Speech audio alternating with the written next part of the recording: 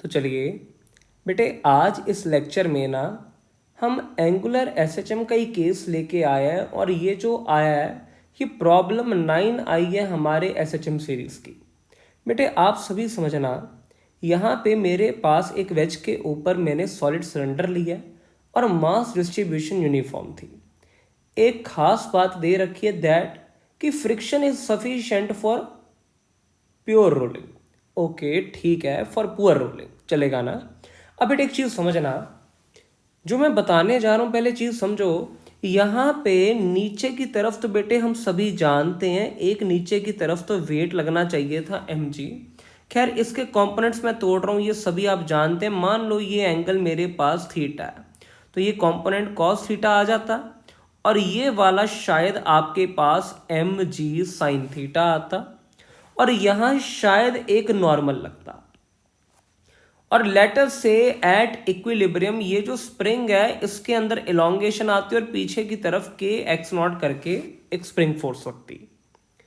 बेटे एक बात समझना, इस पॉइंट P को मैं पकड़ रहा हूं, बड़े ध्यान से देखो। ये वो पॉइंट है जो बॉटम मोस्ट है, जो नीचे वेज के साथ कांटेक्ट में है। इस पॉइंट के अबाउट अगर मैं टॉर्क लिखूं ना, आप समझना mg cos थीटा और नॉर्मल दोनों का टॉर्क जीरो आ जाता। आप समझना इन दोनों के चलते तो जीरो है, लेकिन एट इक्विलिब्रियम मुझे लगता है इक्विलिब्रियम पे ये रोटेट नहीं करेगी। तो अगर रोटेट नहीं करेगी एट इक्विलिब्रियम, पॉइंट P जो मैं ले रहा हूं, पॉइंट P वो पॉइंट है जो टच कर रहा है वेज को। तो अभी शुरुआत में इक्विलिब्रियम पे भी जीरो आनी चाहिए थी। तो अगर आप ध्यान दो ना, mg साइन थीटा के चलते शायद क्लॉकवाइज टॉर्क आती और के एक्स नॉट के चलते शायद एंटी क्लॉकवाइज। तो मैं पता है क्या लिखता, के एक्स नॉट इंटू परपेंडिकुलर दूरी शायद 2r आती। This should be equal to mg sine theta into R. I hope बेटे आप सभी को ये बात समझ आती है। अब बेटे इसके बाद आगे देखो, अब मैंने क्या किया, इस बॉल को ना लेटर से हल्का सा, ये बॉल ऐसे पड़ी थी, इसको मैं इस पोजीशन में ले आया, हल्का सा रोटेट कर दिया। लेटर से मैंने बहुत छोटी रोटेशन दी है, यहां पे रोटेशन को मैं नाम फाई दे देता हूं। अब ये रोटेशन मैंने कैसे दी, क्लॉकवाइज। ये जो पॉइंट नीचे वाला देख लो, लेटर से इसका नामकरण करते हैं और कुछ भी नामकरण किया जा सकता है, रामू, शामू, प्रियम। चलो यहां पे मैं नाम दे रहा हूं क्यू। अब बेटा एक चीज समझना, इस पोजीशन पे भी मैं देखूं नीचे की तरफ अभी भी एक तो mg साइन थीटा लग रहा होगा, थीटा ये वाला एंगल था, और एक शायद ये mg cos थीटा लगेगा और यहां पे शायद ये एक ऐसा नॉर्मल लगता। तो बेटे अब देख मैंने घुमाया कैसे है, क्लॉकवाइज, और ये एंगुलर रोटेशन फाई जो मैंने दी है ना, इट इज वेरी स्मॉल। और राजे कंफ्यूज ना हो जाना, अब की बार फाई एंगल से मैंने घुमाया है, हम हमेशा थीटा लेते थे, यहां पे फाई से घुमाया है। अब अगली चीज समझ, ये जो फाई है क्योंकि ये बहुत ही ज्यादा छोटा है, मेरा अगला पॉइंट क्या है सुनना। अब इसको हल्का सा रोटेट कर दिया, मैं क्या करता हूं, पॉइंट Q के अबाउट नेट टॉर्क ले रहा हूं। सुन बेटे एक चीज समझना, तो टॉर्क को लिख और टॉर्क को मेरे को फाइनली लिखना है I इंटू एल्फा। मेरी बात बड़े ध्यान से समझ, पूरी रिजिड बॉडी की खास बात क्या है, किसी भी पॉइंट के लिए एंगुलर वेरिएबल सेम रहेंगे, चाहे ओमेगा हो चाहे अल्फा हो। तो किसी भी पॉइंट के अबाउट टॉर्क लिखेगा वो अल्फा, वो आई अल्फा ही रहेगी।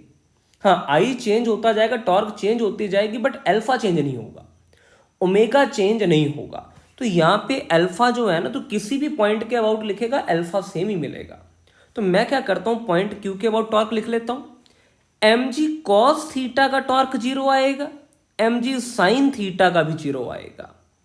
नहीं, mg cos थीटा का तो जीरो आएगा, बट mg साइन थीटा का जीरो नहीं आएगा। मैं नेट टॉर्क लिखने की कोशिश करता हूं। देखना बेटे, आपने घुमाया क्लॉकवाइज, तो कोई भी टॉर्क अगर क्लॉकवाइज सेंस में आई पॉजिटिव लिखी जाएगी, एंटी क्लॉकवाइज सेंस में आई तो नेगेटिव। अब देखना बेटे, लेटर से ये जो स्प्रिंग था इसके अंदर देख ऑलरेडी इलोंगेशन एक्स नॉट तो थी, मान ले एडिशनल इलोंगेशन जो आएगी तू बता कितनी आनी चाहिए। अब देख ये नीचे वाला पॉइंट था, इनिशियली स्प्रिंग यहाँ पे था, तूने 5 से रोटेट कर दिया, मैं थीटा को L/R लिख रहा हूं। ये जो एडिशनल लेंथ आई है ये इलोंगेशन इन स्प्रिंग है। आई होप बेटे तेरे को ये बात समझ आ रही है।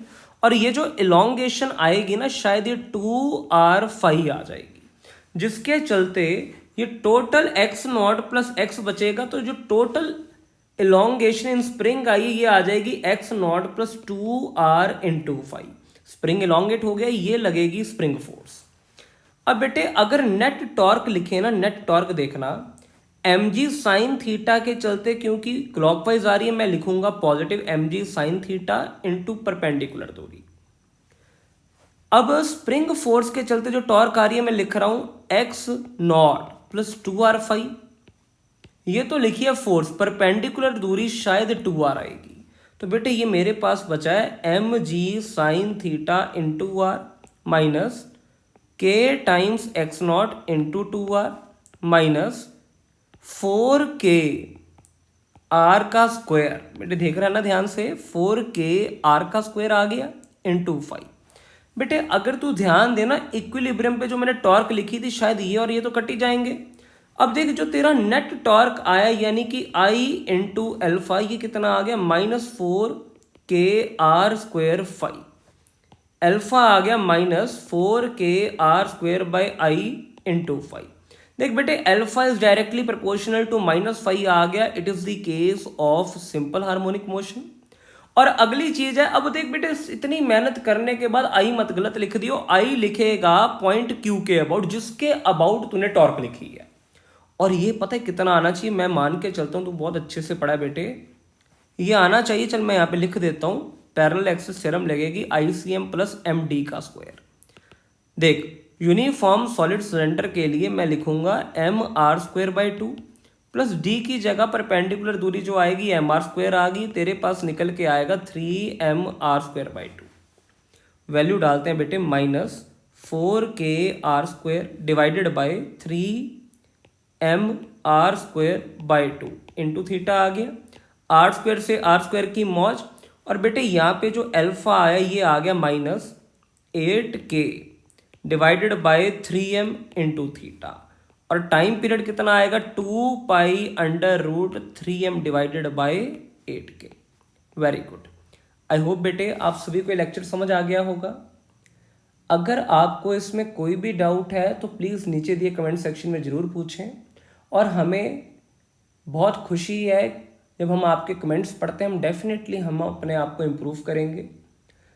जो जो चीज़ें आपको चाहिए प्लीज़ हमें बताते जाइए, हम उसको भी लाने की जल्द से जल्द कोशिश करेंगे। और प्रियम बेटा, you are our first student, thank you so much.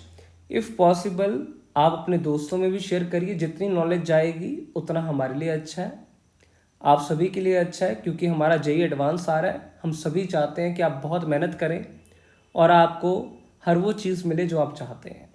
I hope कि आप सभी IIT में ज़रूर जाएं। Thank you for watching.